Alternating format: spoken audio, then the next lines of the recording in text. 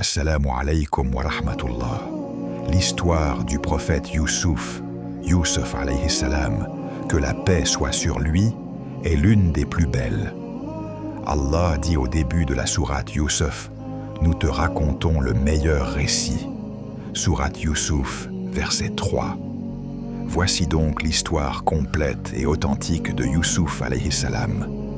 Alors apprêtez-vous à bien écouter le plus beau des récits.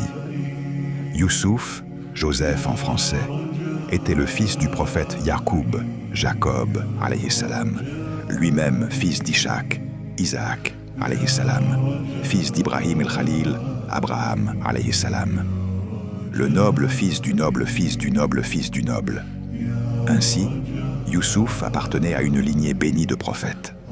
Yacoub avait 12 fils, et Youssouf était l'un des plus jeunes, ainsi que le plus aimé de son père, à cause de sa piété, de sa douceur et des signes de noblesse que Yacoub percevait en lui. Une nuit, Youssouf fit un rêve extraordinaire et le raconta à son père. « Ô mon père, j'ai vu en rêve 11 étoiles, et aussi le soleil et la lune. Je les ai vus prosternés devant moi. » Sourate Youssouf, verset 4.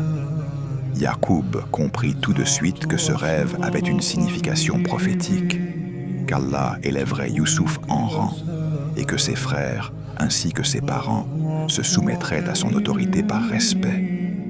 Il lui dit alors, « Ô mon fils, ne raconte pas ton rêve à tes frères, car ils monteraient un complot contre toi.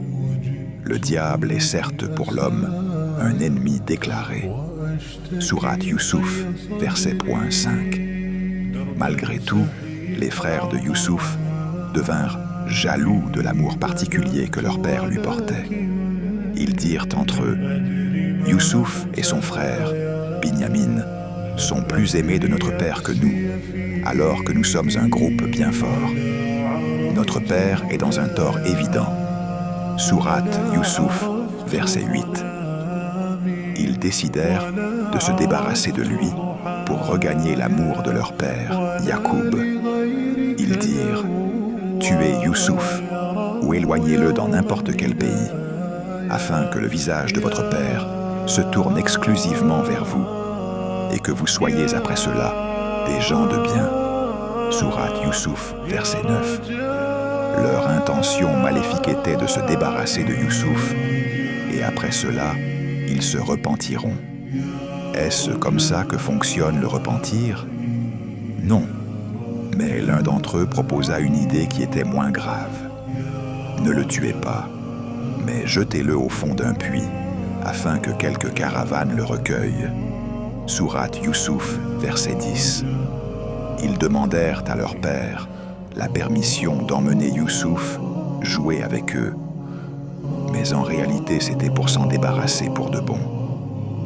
Yacoub, inquiet, dit, « J'ai craint que le loup ne le dévore dans un moment où vous ne ferez pas attention à lui. » Sourate Youssouf, verset 13. Mais ils leur rassurèrent qu'ils le protégeraient. Youssouf était content parce que ses frères voulaient l'emmener jouer avec eux. Malheureusement, ce n'était pas le cas. Une fois loin, ils mirent leur plan à exécution. Ils le dépouillèrent de sa tunique et le jetèrent dans un puits profond. Le pauvre, terrifié par la peur, dans un puits dont l'intérieur était très sombre, c'était la première fois qu'il passait la nuit loin de son père.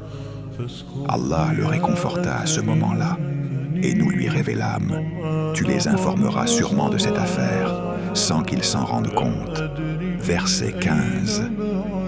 Le soir venu, les frères revinrent en pleurant, portant une tunique de Youssouf, tachée de faux sang. C'était le sang d'un mouton qu'ils avaient tué. Dis donc-le, « Ô notre père, nous sommes partis faire une course et nous avons laissé Youssouf auprès de nos affaires, et le loup l'a dévoré. » Verset 17. Mais Yacoub reconnut immédiatement leur mensonge, puis que l'habit n'était même pas déchiré.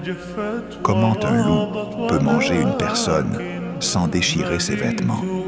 Il dit, « Vos âmes, plutôt, vous ont suggéré quelque chose. Belle patience donc. C'est Allah qu'il faut implorer contre ce que vous racontez. Verset 18. Après des jours et des nuits passés dans le puits, une caravane passa près du puits. Un homme envoya son seau et découvrit Youssouf.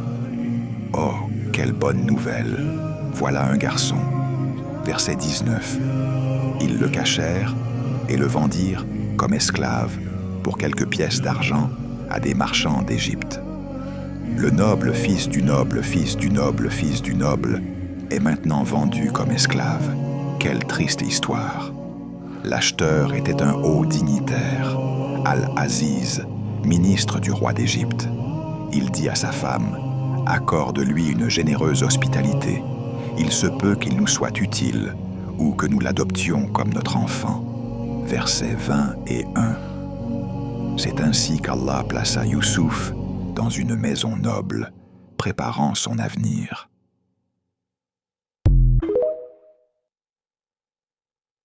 Yabas, devenu un jeune homme d'une beauté et d'une moralité exceptionnelle, Youssouf attira l'attention de la femme d'Al-Aziz, Zulaïka, qui essaya de le séduire. Un jour, alors qu'ils étaient seuls, elle tenta de le séduire. Elle ferma bien les portes et dit: « Viens, je suis prête pour toi. » Verset 23. Dites en commentaire comment tu réagirais à la de Youssouf alayhi salam. Mais Youssouf répondit: « Qu'Allah me préserve. Il est mon maître qui m'a accordé un bon asile. Vraiment, les injustes ne réussissent pas. » Dans ce verset, le mot maître désigne le Al-Aziz, celui qui l'a accueilli chez lui, mais pas Allah. Il tenta de fuir. Elle le poursuivit et déchira sa tunique par derrière. À ce moment, le mari arriva. Pour se défendre, elle accusa Youssouf d'avoir voulu la séduire. Tous ces problèmes et souffrances sont des épreuves venant d'Allah. Notre prophète, paix et bénédiction, soit sur lui, a dit que le croyant ou la croyante ne cesse d'être éprouvé dans sa personne, ses enfants et ses biens, jusqu'à ce qu'il ou elle rencontre Allah sans aucun péché. Celui dont la foi est la plus forte est celui qui est le plus éprouvé. Qu'Allah nous éprouve selon notre foi. Nous sommes à la fin de la première partie. On se dit à la semaine prochaine, Inch'Allah, pour la suite. Si tu as aimé la vidéo, abonne-toi, like, réponds au salam dans les commentaires et partage la vidéo à ton entourage afin qu'il bénéficie de cette vidéo. Assalamu alaikum wa rahmatullah.